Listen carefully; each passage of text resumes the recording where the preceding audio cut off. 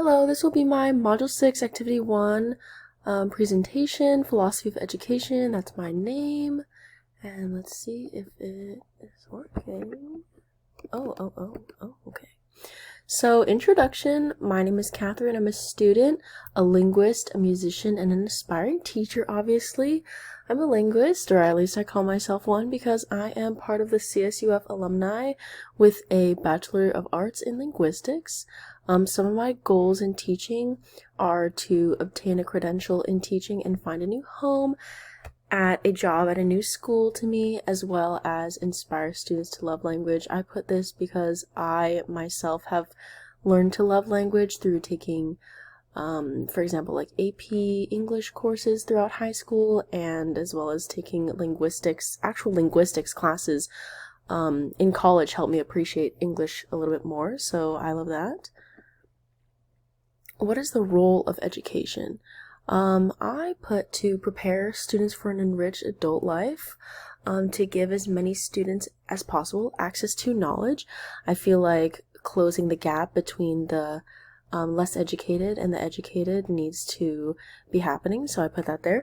And that kind of ties in with to create a more level playing field between differently advantaged communities, and then to open the minds of students to all walks of life and all possible paths in life. That would be like career paths or just any lifestyles.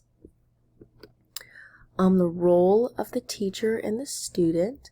So for the teacher, these are just a couple of many roles that a teacher could play, but one of them is just to act as a role model and example to students. I know that I always talk about my teachers of the past being role models myself, in middle school and high school, in these formative, like crucial years in development. So I put that there. And then another one that is quite obvious is to provide accurate and unbiased information. Of course, English class is much different than a math class where there are just certain answers, and in English there are many interpretations to many different texts, passages, ideas. So that can vary between subjects, but here in my hopefully English classroom, I would provide accurate and unbiased information. The roles of the students, some of the roles would be to achieve their best in their subject area. I was careful with my words in this part because I want each student to achieve their own best, not what I would think that is their best or what I would expect of everyone. Everyone is a little bit different. This second one says to not be afraid of success in their area.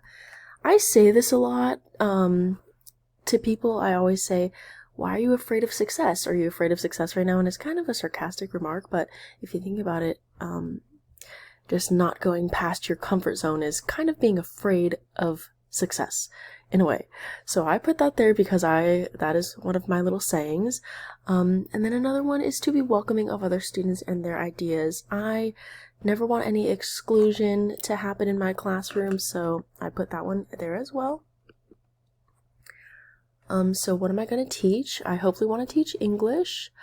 The goals for my students in the English classroom are to learn and incorporate academic language into their daily lives. I think academic language is quite important. I can usually tell, as a linguist, I could usually tell when someone just uses a lot of academic language, or if they took an AP class, for example, or how much they pay attention to the language that they use in their daily lives. So I often analyze that myself. That's like a weird thing that I do, but I would love to incorporate academic language into the lives of my students.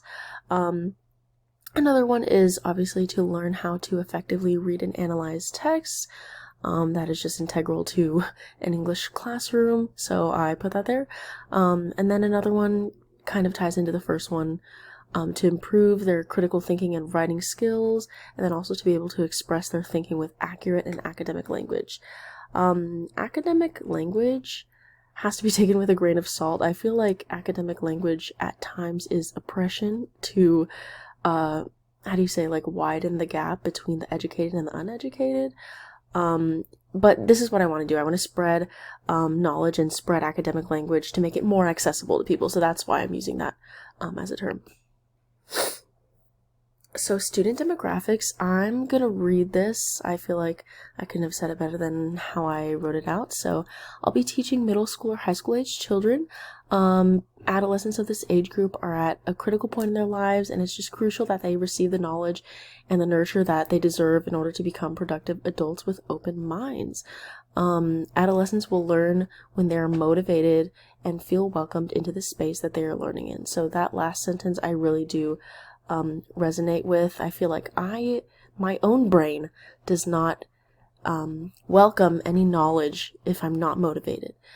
I distinctly remember, just as a little anecdote, I learned a lot of Spanish in high school. I took 3 years of Spanish and I became nearly fluent.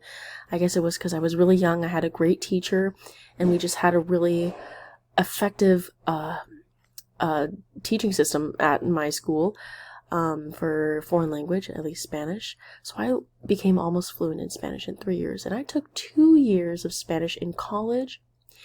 And I did not learn I can confidently say I did not learn quite a thing. I don't even remember anything that I learned from my 2 years of Spanish in college, but in high school, since I felt more welcomed in the classroom and I felt way more motivated because the teachers were just more fun. We were kids, so we were excited to learn, and that is the classroom environment that I want to provide to students. I just always notice that I only learn when I'm motivated and feel welcomed into the classroom that I am learning in. So that's why I put that there. How am I going to teach?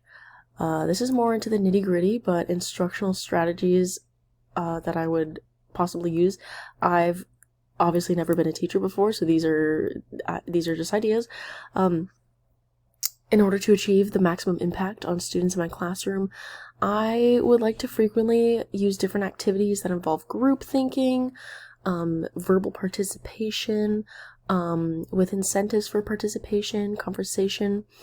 I would say Socratic seminars if I knew the difference between Socratic seminars and a conversation. So I would probably look more into that, put used to that. Possible types of assessment. Entry level.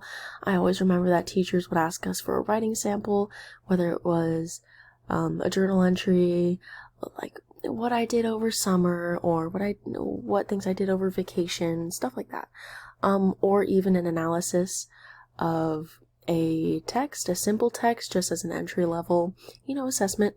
Formatives, I would love to do timed writes with not with my students, but I would love to give them of just passage analysis, or give a fun topic for them to create an argumentative style essay off of. Vocabulary quizzes, again, back to wanting to incorporate academic language into the everyday lives of my students in order to bridge the gap of those who use it and those who don't. Team projects, I would just love to encourage group thinking. I know that more heads are better than one, so I would love to incorporate team projects. And then summative would be just final papers or district mandated finals, nothing too special. And then here in my conclusion, I'll just read it off. Middle school and high school adolescents need help and the right guidance in navigating through these tough formative years, which is why I hope to step in and be the right adult to do so for these students. Much credit is due to my teachers during this time and personal experience for helping me in exploring different possible career paths, just life paths, and allowing me to feel that I'm able to achieve my best in an environment of motivated students around me. So just to summarize even my conclusion, I just want to create a classroom environment that is motivating and welcoming to my students, so that they look forward to learning and that their minds welcome the knowledge that I am giving them. And that is the reason I want to teach. Thank you.